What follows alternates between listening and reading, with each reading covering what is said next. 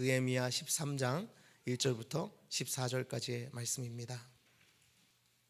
우리 함께 하나님의 말씀, 주신 말씀에 감사하며 다 함께 자리에서 일어나셔서 느헤미야 13장 1절부터 14절까지의 말씀을 받들어 읽겠습니다. 우리 함께 읽습니다. 그날 모세의 책을 낭독하여 백성에게 들렸는데 그 책에 기록하기를 암몬 사람과 모압 사람은 영원히 하나님의 총회에 들어가지 못하리니 이는 그들이 양식과 물로 이스라엘 자손을 영접하지 아니하고 도리어 발람에게 뇌물을 주어 저주하게 하였음이라. 그러나 우리 하나님이 그 저주를 돌이켜 복이 되게 하셨다 하였는지라. 백성이 이 율법을 듣고 곧 섞인 무리를 이스라엘 가운데에서 모두 분리하였느니라. 이전에 우리 하나님의 전에 방을 맡은 제사장 엘리야십이 도비야와 연락이 있었으므로 도비야를 위하여 한 큰 방을 만들었으니 그 방은 원래 소재물과 유향과 그릇과 또 레위 사람들과 노래하는 자들과 문지기들에게 11조로 주는 곡물과 새 포도주와 기름과 또 제사장들에게 주는 거제물을 두는 곳이라. 그때에는 내가 예루살렘에 있지 아니하였느니라. 바벨론 왕 아닥사스다 32년에 내가 왕에게 나아갔다가 며칠 후에 왕에게 말미를 청하고 예루살렘에 이르러서야 엘리야십이 도비야를 위하여 하나님의 전뜰에 방을 만든 악한 일을 안지라. 내가 심히 근심하여 도비야의 세간을 그 방 밖으로 다 내어 던지고 명령하여 그 방을 정결하게 하고 하나님의 전의 그릇과 소재물과 유향을 다시 그리로 들여 놓았느니라. 내가 또 알아본즉 레위 사람들이 받을 몫을 주지 아니하였으므로 그 직무를 행하는 레위 사람들과 노래하는 자들이 각각 자기 밭으로 도망하였기로 내가 모든 민장들을 꾸짖어 이르기를 하나님의 전이 어찌하여 버림바 되었느냐 하고 곧 레위 사람을 불러 모아 다시 제자리에 세웠더니 이에 온 유다가 곡식과 새 포도주와 기름의 11조를 가져다가 곡간에 드림으로 내가 제사장 셀레미야와 서기관 사독과 레위 사람 부다야를 창고지기로 삼고 마따냐의 손자 삭굴의 아들 하난을 버금으로 삼았나니 이는 그들이 충직한 자로 인정됨이라. 그 직분은 형제들에게 분배하는 일이었느니라. 내 하나님이여 이 일로 말미암아 나를 기억하옵소서. 내 하나님의 전과 그 모든 직무를 위하여 내가 행한 선한 일을 도말하지 마옵소서. 아멘. 이는 하나님의 말씀입니다. 감사합니다. 아멘. 자리에 앉으시겠습니다. 하나님 우리 아버지와 주 예수로부터 오는 은혜와 평강이 예배로 부름받아 나오신 모든 성도님들과 함께 하시기를 간절히 바랍니다. 지금은 몬트리올로 이사를 갔는데 저희 옆집에 장피에르라는 사람이 살았었습니다. 이름만 들어도 왠지 몬트리올에서 왔을 것 같죠? 장피에르라는 사람이 살았는데 아이가 둘이 있었어요. 아이 둘이 저희 아이들과 나이가 비슷해서 아이들끼리 친해져서 그 사람하고 이제 몇 번 얘기할 기회가 있었습니다. 물론 이제 대화라고 하지만 제가 좀 일방적으로 듣는 편이었어요. 제가 남의 얘기를 잘 들어줘요. 특히 영어인 경우엔 더 잘 들어줘요. 여러분 저한테 제가 듣기만 하길 원하신다면 찾아오셔서 영어로 말씀하시면 거의 100% 제가 듣기만 해요. 네, 그래서 잘 그 사람의 얘기를 제가 이렇게 보통 이제 들어주고 있었는데 하루는 이제 부활절쯤에 저를 이렇게 보더니 물어보는 거예요. 제가 주일마다 양복을 입고 어딜 가니까 이 사람이 너 뭐 하는데 그렇게 양복을 입고 온 가족이 일요일마다 어딜 가니? 이렇게 물어보는 거예요. 보통 이럴 때가 기회잖아요. 이럴 때가 기회예요. 뭔가 직업을 물어보면 저는 기회다 약간 생각해요. 그래서 이제 마음의 준비를 하고 온갖 생각을 하는 거죠. 이렇게 얘기해야지 하고서 나 사실은 직업이 목사야 라고 이렇게 얘기했는데 지난번에 이란 사람 제가 얘기했던 거 기억나세요? 내가 목사야 그랬더니 갑자기 막 그 사람이 얼굴이 표정이 변하면서 자기 얘기를 막 했다 그랬죠. 이 사람도 갑자기 나 목사야 까지밖에 얘기 안 했는데 갑자기 얼굴색이 돌변하더니 자기 얘기를 막 하기 시작하는 거예요. 근데 그 내용이 뭐였냐면 할아버지 때부터의 얘기를 해주는 거예요. 원래 우리 집은 아르메니아라는 곳에서 온 사람들이야 이렇게 얘기하면서 왜 오게 됐냐면 할아버지 때 예전에 오스만 제국 그러니까 튀르키예가 그 아르메니아 사람들을 학살한 때가 있는데 그 학살을 피해서 이집트로 도망갔다가 이집트에서 캐나다로 넘어왔어 난민으로 이런 얘기를 해주는 거예요. 그래서 그랬구나. 그런데 그 사람들이 왜 그 오스만 제국이 왜 아르메니아 사람들 학살하게 됐는지에 대해서 얘기하는데 그 이유가 아르메니아 사람들이 기독교인이었기 때문이라는 겁니다. 이 사람들이 예수를 믿으니까 이슬람 사람들이 이 아르메니아를 핍박했다라는 거예요. 그래서 처음에 이집트로 도망갔다가 이집트에서도 이 예수를 믿는 삶을 온전히 살 수 없으니까 이 할아버지가 그 자녀들의 그 신앙생활을 위하여 그리고 자기의 그 신앙의 자유를 위하여 캐나다로 넘어왔다라는 이야기였습니다. 그런데 그 얘기를 하면서 저한테 이런 얘기를 하는 거예요. 그런데 자기는 사실 지금 교회를 다니고 있지 않다고 말입니다. 그런데 아이를 낳고 이 아이들이 성장해가는 모습을 보니까 이 아이들에게 꼭 예수님을 이제 알려주고 싶다고. 근데 네가 목사라는 얘기하니까 이 일을 얘기해주고 싶었다고 이렇게 얘기하는 거예요. 그러면서 이제 다시 좀 교회를 나가봐야겠어 그러더라고요. 근데 그 이후에 이제 몬트리올로 이사를 갔는데 연락이 이렇게 한번 온 적이 있습니다. 물론 그때도 저는 듣기만 했죠. 듣기만 했는데 이제 다시 교회를 나가고 있고 자녀들은 기독 사립학교에 다니고 있다라고 그런 이야기를 해주더라고요. 근데 이 이야기를 듣다가 그런 생각이 가만히 들었습니다. 분명 이들이 다시 예수님께 돌아간 거 참 감사한 일이고 좋은 일이잖아요. 맞아요. 좋은 일이에요. 다행이에요. 참으로 다행이에요. 그렇지 않았으면 큰일 날 뻔했어요. 근데 이 할아버지는 분명히 그 오스만 제국의 학살을 피해서 이집트로 넘어갔다가 또 이집트에서 이 캐나다까지 그 먼 길을 자녀들의 그 신앙의 자유를 위하여 자신의 신앙의 자유를 위하여 온전히 예배하고 싶어서 그 길을 먼 길을 떠나오지 않았습니까? 그런데 그 목숨을 걸고 그 길을 걸어왔지만 시간이 지나면서 그 마음이 퇴색될 수도 있구나라는 생각이 들었습니다. 이 손자되는 이 사람이, 이 장피에르라는 사람이 물론 지금은 회복되어 가고 있지만 한동안 오랜 시간 동안 분명히 할아버지는 목숨을 걸고 그 길을 넘어왔는데 이 장피에르는 예수 그리스도를 잠시 떠나 있는 예배하는 그 생활을 떠나 있는 시간을 보냈었다는 겁니다. 그런데 생각해 보면 이게 우리 인생인 것 같습니다. 처음에 예수님 만나고 그 마음이 뜨거워졌을 때는 예수님 위해서 뭐든지 할 수 있을 것 같은 마음이 드는데 예수님의 그 은혜를 경험한 그때는 이제부터는 내가 예수님 위해서 내 생명도 바칠 수 있을 것 같다는 생각이 드는데 시간이 지나면서 점차 그 마음이 퇴색되어져 가는 건 말입니다. 오늘 느헤미야의 말씀을 보면 바로 그런 말씀이 기록되어 있습니다. 느헤미야를 쭉 읽어온 우리는 느헤미야가 사실 이 지금 일어나는 역사를 통하여 많은 기대를 가졌을 거라고 생각해 볼 만합니다. 얼마나 좋았을까요? 느헤미야가 이 일어나는 역사들을 보면 여러분은 그렇지 않았겠습니까? 유다 백성들의 모습을 기억해 보십시오. 외부의 세력이 겁박을 하던 그 상황 속에서도 담대하게 한 손에 칼을 들고 그 성벽을 재건하지 않았습니까? 뿐만 아니라 자신들의 이익까지도 포기해 가면서 하나님께서 이 성벽의 재건을 원하신다면 우리가 그 일에 동참하겠습니다. 많은 사람들이 자신의 것을 포기하면서까지 성벽 재건에 그 삶을 드렸습니다. 그뿐만이 아니라 그 성벽이 완공된 그 자리에서 온 백성이 말씀을 들으며 눈물을 흘리며 죄를 자복하지 않았습니까? 그리고 우리가 읽진 않았지만 10장에서 12장으로 이어지는 말씀 가운데에서는 그들이 하나님의 언약의 말씀 앞에 자신들의 그 레위 사람들과 제사장들의 이름을 기록하며 우리는 이 언약의 말씀을 반드시 지키겠습니다라고 결단하며 임봉하는 모습까지도 있었습니다.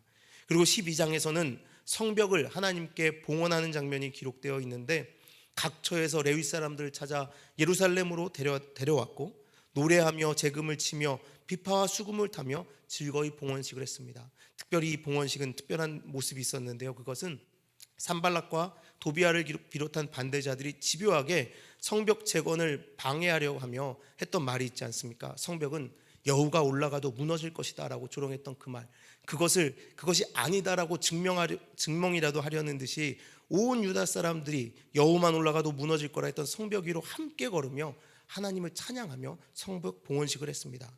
그뿐만이 아니라 율법에 정한 대로 제사장을 위한 거제물과 처음 익은 것과 11조를 하나님 앞에 정직하게 드리겠노라고 결단했으며 그를 통하여 제사가 끊이지 않도록 하나님께서 명하신 대로 레위 사람들을 그들이 책임지겠노라고 결단하기까지 했습니다. 여러분 이것 보면 완벽하지 않습니까? 완벽해 보입니다. 이제 됐다. 이제 예루살렘도 회복됐고 이 사람들의 마음도 회복됐고 이 사람들의 모습도 돌이켜서 변해가고 있으니 이제 모든 것이 제자리를 찾았다라고 할 만한 일들이 있었습니다. 그러니 느헤미야가 그 역사를 보면서 그래 됐다라고 충분히 생각할 만하지 않냐라는 겁니다. 하나님의 백성답게 완전해 보입니다. 사실 그래서 느헤미야서는 12장에서 끝났으면 완벽합니다. 그냥 12장까지만 기록되어 있으면 느헤미야는 완벽한 말씀입니다. 이상할 것이 하나도 없죠. 그렇게 끝나야만 좋아 보입니다. 그런데 바로 그때 문제가 터진 겁니다. 이제 됐다 하는 그때, 완벽하다 하는 그때, 이제 모든 것이 이루어졌다라고 생각하는 그때 사고가 터진 겁니다. 13장이 기록된 것입니다. 없어도 될 것 같은 이 말씀, 이 내용은 느헤미야 12장까지 지금까지 열심히 그들이 고군분투해온 내용 모두를 뒤집어버리는 내용입니다.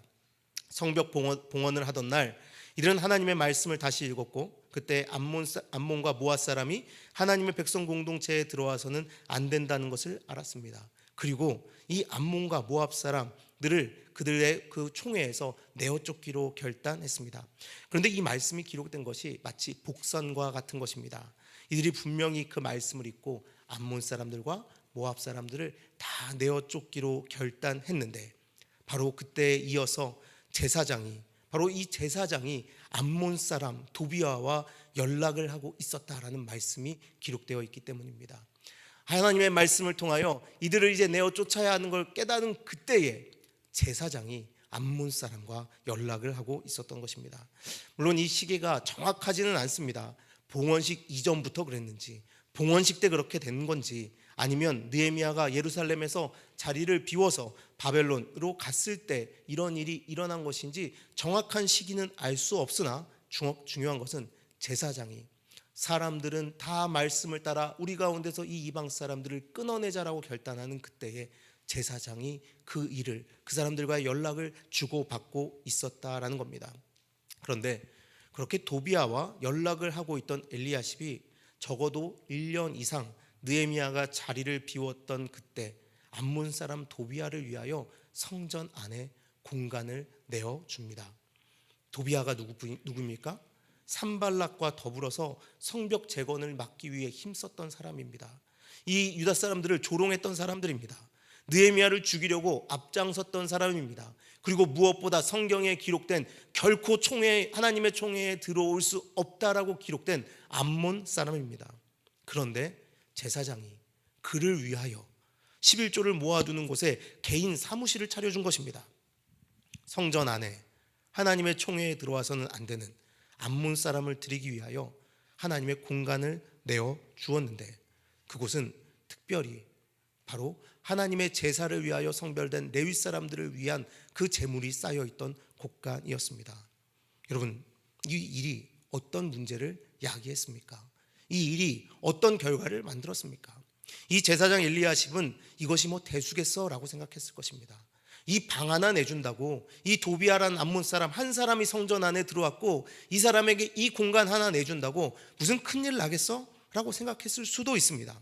그런데 어떤 일이 생깁니까? 레위인들의 삶을 책임지던 것들을 보관하던 그곳에 바로 이 암몬 사람이 들어오자, 그가 차지하고 그 자리에서 관리하기 시작하자 레위 사람들을 아무도 돕지 않기 시작한 것입니다. 레위 사람들이 스스로의 생계를 책임지기 위하여 더 이상 성전에서 일을 할 수 없게 된 것입니다. 그러므로 그들은 성전을 점차 떠나갔습니다.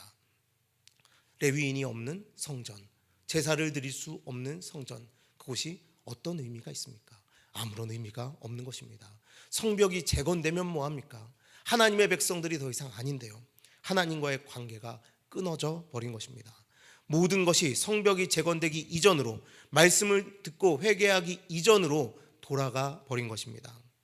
다시 제자리로, 아니 사실 여기까지 왔으면 이것이 제자리로 돌아간다 하더라도 느껴지는 그 체감상으로는 더 이전보다 안 좋은 상황으로 돌아가 버리고 만 것입니다. 여러분, 이때 느꼈을 좌절감은 말로 표현할 수 없을 것입니다. 유다 백성들도 그랬겠죠. 아이고, 그럼 그렇지, 우리가 하는 게 다 그렇지, 결국에 이런 결과가 나왔구나. 뭐 느헤미야도 생각해 보십시오. 아니 느헤미야는 좀 더 좌절감이 크지 않았을까요? 아니 어떻게 우리가 여기까지 왔는데 결국엔 이런 결과를 만들어내는 우리의 모습이 이게 뭐냐라고 오히려 더 답답해하지 않았을까요?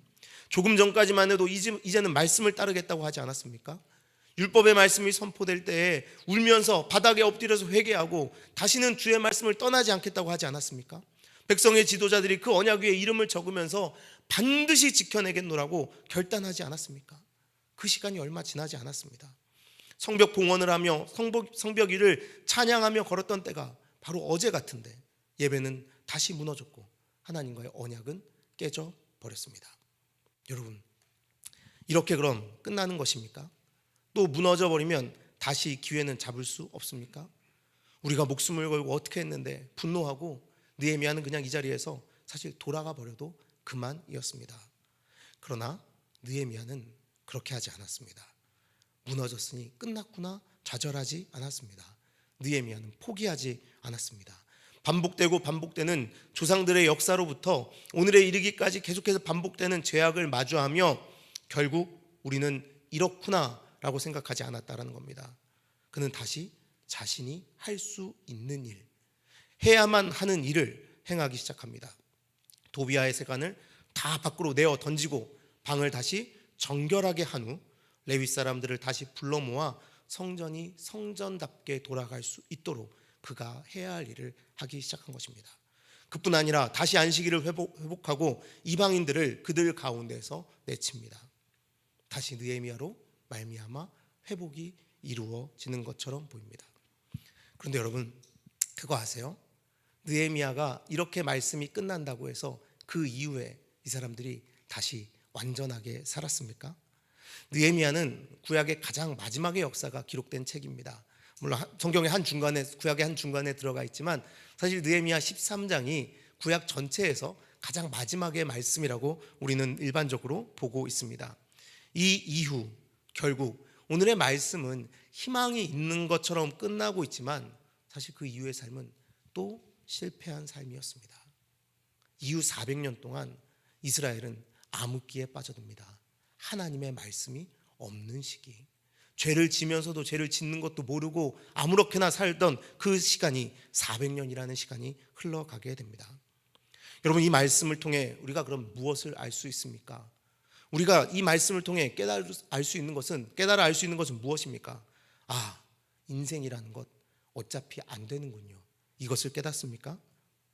여러분, 어떻게 생각하십니까? 보통 제가 이렇게 물으면 아니요 라고 대답할 줄 알았죠. 제가 반전의 대답을 준비했습니다. 어차피 안 됩니다. 우리 인생은 어차피 안 됩니다. 이렇게 끝나는 것입니다. 여러분, 이게 제 생각이라고요? 동의할 수 없다고요? 설마요, 우리 인생에 희망이 있죠? 라고 말씀하고 싶으신가요? 그렇다면 먼저 저보다 예레미야 선지자에게 따져야 할 것입니다. 예레미야 13장 23절의 말씀을 보겠습니다. 우리 예레미야 13장 23절의 말씀을 이 말씀은 한번 한 목소리로 읽어보도록 하겠습니다. 우리 함께 읽겠습니다. 구수인이 그의 피부를, 표범이 그의 반점을 변하게 할 수 있느냐? 할 수 있을진데 악에 익숙한 너희도 선을 행할 수 있으리라. 여러분, 이게 무슨 말 같으세요? 이게 세번역으로 보면 단번에 딱 이해할 수 있어요. 세번역 성경에는 이렇게 되어 있어요. 에티오피아 사람이 자기의 피부의 색깔을 바꿀 수 있느냐? 표범이 자기의 반점들을 다르게 바꿀 수 있느냐? 만약 그렇게 할 수만 있다면 죄악에 익숙해진 너희도 선을 행할 수가 있을 것이다. 여러분, 무서운 말씀입니다. 예레미야 선지자는 하나님의 말씀을 받아 이스라엘 백성들에게 선포하며 너희는 결코 선을 행할 수 없는 인생들이야 라고 말했다는 것입니다. 여러분, 우리는 이런 얘기 하잖아요. 아니, 목사가, 전도사가, 장로가, 권사가, 집사가, 믿는 사람이 어떻게 그럴 수 있어? 이렇게 말하지 않습니까? 그런데 성경은 뭐라고 합니까? 너희 인생은 그럴 수밖에 없어 우리에게 이야기합니다. 왜냐하면 죄인이니까요. 옆에 사람 두드리지 마세요. 본인에게 하는 말입니다. 우리 인생은 그럴 수밖에 없다라는 겁니다. 여러분, 우리는 여기서 우리 스스로에 대한 자신감을 먼저 버려야 됩니다. 나 혼자 해낼 수 있다라는 생각, 내가 능히 이겨낼 수 있다는 생각, 나 혼자서도 해낼 수 있다는 그 마음을 버려야 한다는 것입니다. 여러분, 인간이 이 인간의 역사를 써오면서 스스로가 가장 완전하다라고 여겼던 때가 있습니다. 이성적으로 가장 완전하다 여겼던 때, 가장 깨어있다 여겼던 그때. 여러분, 그때 무슨 일이 일어난 줄 아십니까? 우리 인류의 역사를 통틀어서 가장 큰 세계대전, 세계 1차 대전과 2차 대전이 인간의 이성이 가장 완벽하다고 여겨졌던 그때에 일어났습니다. 이성이 진리 확인의 유일하고도 절대적인 수단으로 자리매겼던 그때 이 인생들은 서로를 죽이고 죽이는 그런 역사를 써나갔다는 겁니다. 여러분, 인간이 자신이 완전하다고 믿는 그 순간 경험하는 일은 이렇게 끔찍한 재앙일 뿐입니다. 상식적으로 생각해 본다면 이성적인 시대가 더 낙관적이어야 하지 않습니까? 그러나 현실을 보십시오. 인간이 스스로 완전하다고 믿고 있는 지금 이 순간 우리의 이성과 계몽의 낙관은 오히려 이상향이 아니라 끔찍한 재앙을 불러오고 있습니다. 핵 위협이 언제나 있습니다. 우리 인간은 환경을 파괴하고 있습니다. 유전자 변형 등 과학기술 문명뿐 아니라 인간에 대한 상품의 지배, 인간을 인간으로 보지 않는 그런 상황까지 파국을 만들어가고 있습니다. 이것이 인간이 스스로 완전하다고 여길 때 이뤄지는 일들이라는 겁니다. 여러분, 그래서 나는 그래도 좀 괜찮지 않을까라는 생각이 드는 그 순간, 그때가 가장 위험한 순간입니다. 예수님이 오셨을 때 바리새인들의 모습을 여러분 기억하시나요?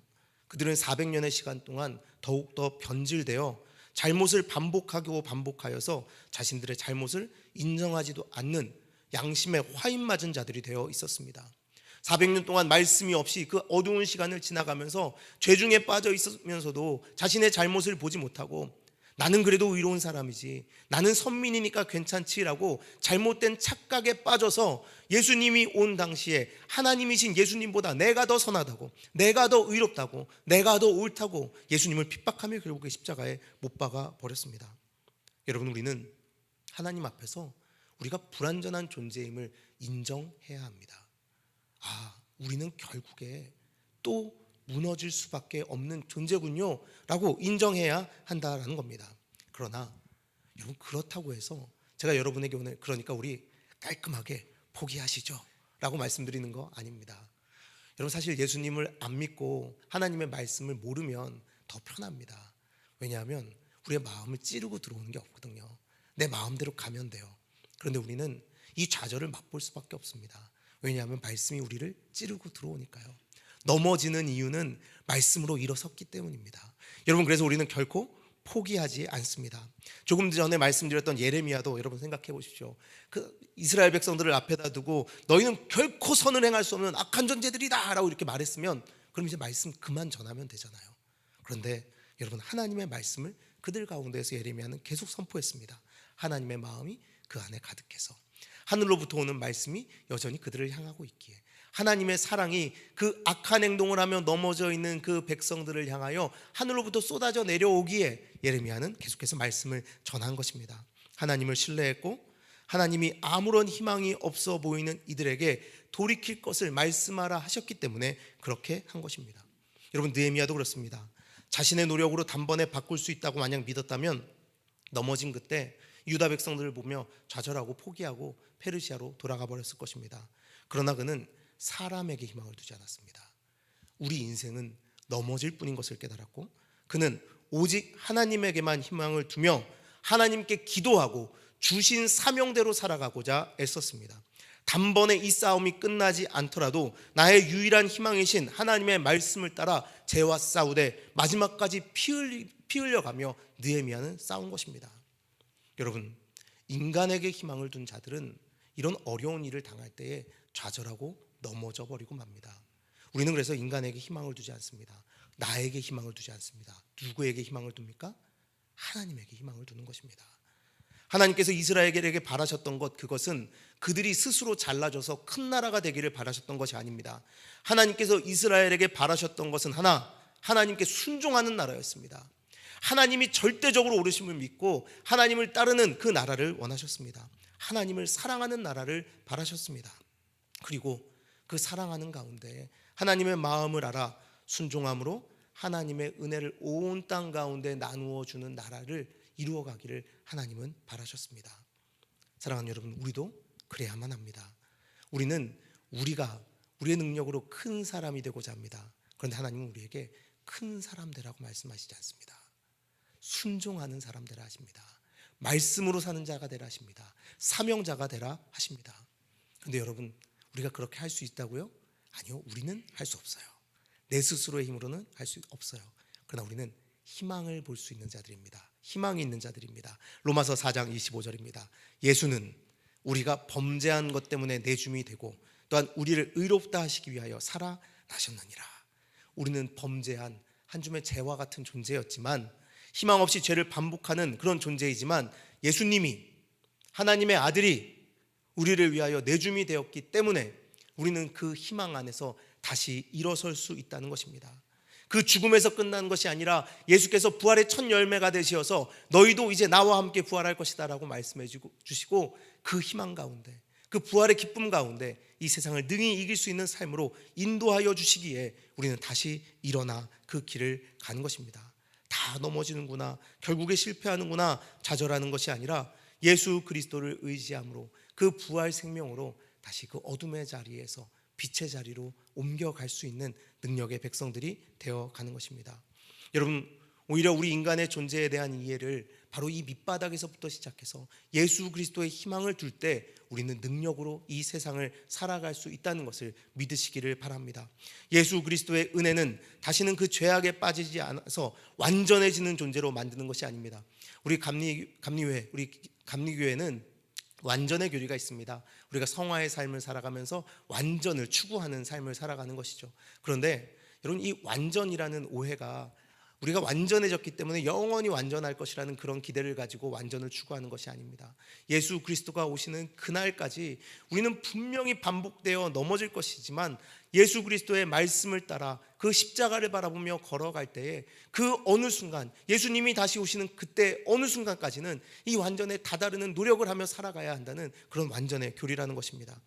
오히려 우리가 내가 완전할 수 있을 것이라는 착각을 한다면 여러분, 우리는 넘어진 그곳에서 좌절하고 끝날 것입니다. 그러나 밑바닥에서 아무 희망도 없던 우리를 일으켜 세우시는 예수 그리스도를 우리가 기대하고 그분을 소망하고 그분을 붙잡고 있다면 좌절 가운데서도 일어날 수 있는 힘이 우리에게 있을 줄 믿습니다. 1929년부터 죽는 날까지 인도에서 일평생을 바쳤던 가난한 사람들과 소외된 자들, 고아와 병자들 위해 온몸을 바쳤던 마더 테레사라는 분, 아마 모르는 분은 없으실 거예요. 근데 이분의 그 고백을 아마 한 번쯤은 다 들어보셨을 것 같은데요. 이분이 이런 이야기를 했습니다. 우리는 성공하기 위해 부름받은 것이 아니라 신실하기 위해 부름을 받았습니다. 나는 주님의 손 안에 있는 연필입니다.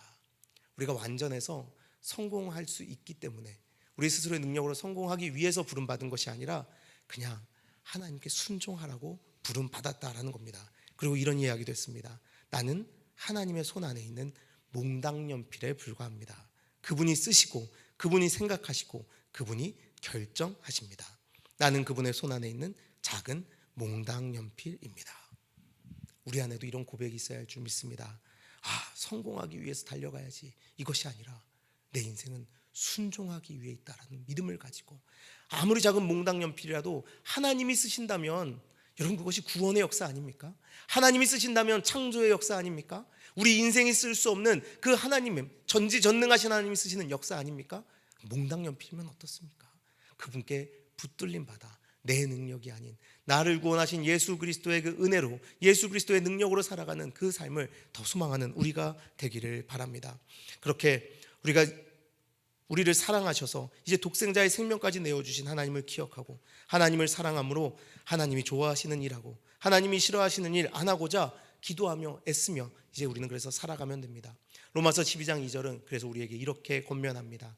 너희는 이 세대를 본받지 말고 오직 마음을 새롭게 함으로 변화를 받아 하나님의 선하시고 기뻐하시고 온전하신 뜻이 무엇인지 분별하도록 하라. 아멘. 여러분, 예수 그리스도를 믿어서 우리가 완전해졌다면 이런 명령 안 주셨을 거예요. 뭐하러 갑자기 분별하라 그러세요? 이미 완전하니까 다 분별할 수 있는데, 이런 말씀 안 주셨겠죠. 근데 우리가 분별하지 못하고 이 세대를 자꾸 본받고 넘어지는 일이 있으니까 하나님께서 이 말씀을 우리에게 주신 것입니다. 사람의 힘과 능력을 믿고는 불가능합니다. 예수 그리스도 안에 있을 때만, 예수 그리스도를 바라볼 때만, 우리에게 주신 십자가를 지고 하나님의 영광을 향하여 나아갈 때만 우리는 바로 이 마음을 받아, 하나님 예수 그리스도의 마음을 이 안에 받아 이렇게 살아갈 수 있는 것입니다. 여러분, 이것은 나뿐만이 아니라 서로에게도 적용시켜줘야 됩니다. 우리 믿는 사람들 그런 실수하잖아요. 어떻게 믿는 사람이 말이야, 나는 생각 안 하고요, 여러분, 그 사람에게, 나의 이웃에게 대하는 그 기준을 가지고 나를 바라보십시오. 큰일 납니다. 저런 인간 저거 저 하나님 잡아가셔야지, 저거 다 지옥 백성 돼야지. 여러분, 그냥 우리 다 지옥 가는 거예요. 여러분, 그런 기준으로 우리 이웃들을 바라보면 안 됩니다. 우리 그리스도인들은 실수 중에, 그 좌절 중에 있는 이들을 보며 아유, 저들도 예수 그리스도로 다시 일어서야 할 하나님의 백성이구나라고 이해하며 바라봐 줘야 됩니다. 모든 인간은 동일하게 의롭다 칭함받은 죄인일 뿐입니다. 아무리 우리는 다 실패하게 돼 있고 넘어지게 돼 있고 좌절하게 돼 있습니다. 그러나 그 순간, 그때에 우리를 사랑하시는, 우리를 위하여 생명 내어주신 예수 그리스도를 바라보며 서로 사랑하며 견뎌내면 되는 것입니다. 사랑하는 우리 능교회 성도 여러분, 우리는 이제 예수 그리스도로 인하여 육체의 소욕과 싸울 수 있는 존재들이 됐습니다. 이전에는 그냥 넘어져 있는지도 모르고 그것이 좋은 것이라고 생각하고 살아왔었죠. 그러나 이제는 그 넘어져 있는 것, 그 악한 구렁텅이에 빠져 있는 것이 잘못됐다는 것을 깨닫고 그것으로 인하여 좌절도 하고 눈물도 흘리고 잘못되었다라고 자신을 자책해 보기도 하고 그렇습니다.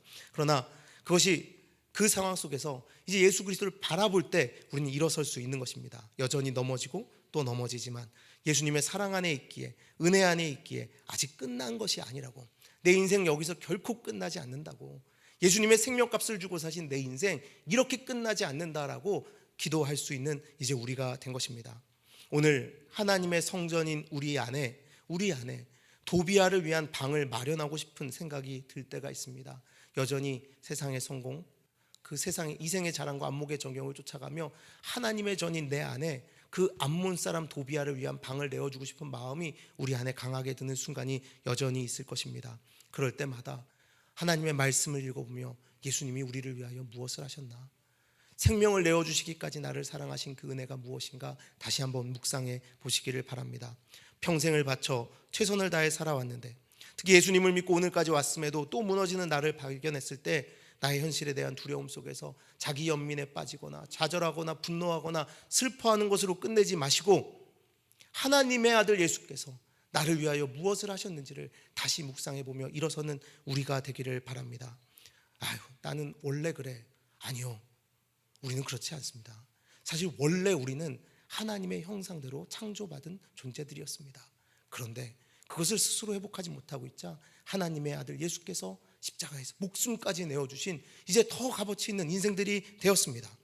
여러분, 우리를 괴롭히는 죄가 다시 나의 발목을 붙잡아 또 넘어뜨리고 또 넘어뜨리더라도, 너는 원래 그렇다고 계속 말하고 우리를 속이려 할지라도, 수없는 실패와 좌절이 반복된다 하더라도 최후 승리를 얻기까지 주의 십자가를 사랑하며 우리는 다시 일어나기만 하면 됩니다. 우리가 싸우는 것은 육체에 속한 것이 아닙니다. 하나님의 능력, 곧 예수 그리스도의 십자가로 대적의 진을 무너뜨리는 그 능력으로 싸우는 것입니다. 그러니 매일 막연하게 나는 잘하고 있겠지, 그래도 나는 괜찮지, 남들보다 나는 낫지, 이렇게 생각하는 것이 아니라 말씀 앞에 계속해서 나를 비추어 보는 우리 모두가 되길 바랍니다. 그리고 그 말씀을 붙잡고 하나님 앞에 나가서 기도하는 우리가 되길 바랍니다. 하나님, 제 생각에는 그냥 저 잘하고 있는 것 같은데 말씀이 우리의 잘못된 점을 깨닫게 해주시고 넘어진 부분을 알게 하시고 오히려 그 구렁텅이에 빠져 있음에도 아무렇지도 않게 살았던 그 모습들을 깨달아 알게 하시어서 이제 일어나서 우리에게 주어진 십자가를 지고 자기 부인을 하며 좁은 길을 걸어갈 수 있는 우리가 되게 하여 주시옵소서 구하는 우리가 되기를 바랍니다. 느헤미야는 하나님 안에서 기도하며 그 꿈을 포기하지 않고 계속해서 순종해 나갔습니다. 눈앞에 보이는 현상에 좌절하지 않고 마지막까지 그에게 주신 하나님의 마음을 지키고자 싸웠습니다. 오늘 우리는 이제 다시 오시겠다고 약속하신 예수님을 기다리며 성령과 동행하는 삶을 살아갑니다.